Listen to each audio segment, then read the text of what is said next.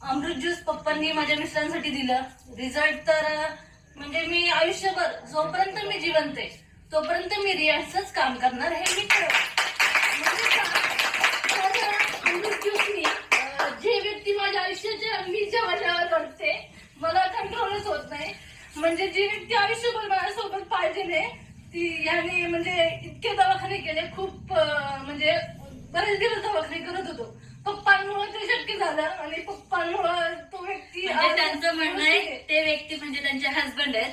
त्यांना तोंडामध्ये जवळजवळ भरपूर वर्षांचा अल्सर होता. आणि मॅडम थोडं स्लो आम्ही सांगते.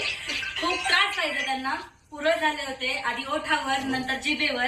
ते नुसतं लस्सी किंवा लहान मुलांना कसं चपाती करून द्यायचं मिक्सरमध्ये बारीक द्यायचं दुधामध्ये करून ते खायचे.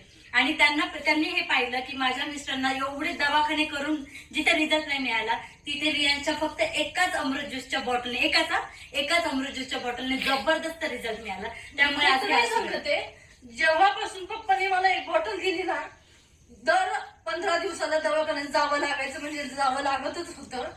औषध पप्पांनी दिल्यापासून आतापर्यंत एकदा सुद्धा मी त्यांना घेऊन दवाखान्यात गेले नाही.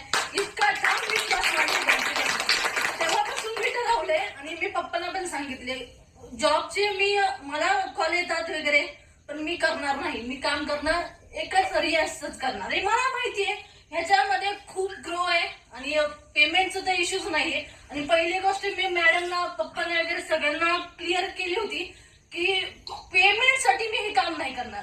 जेव्हा माझ्या गरजेला म्हणजे मला जसं माझं म्हणजे फरक पडलाय रिझल्ट आलाय तसं एखाद्याला गरज असेल त्या माणसापर्यंत पोहोचवणे बस एवढंच आहे. आणि खूप सुंदर काम आहे.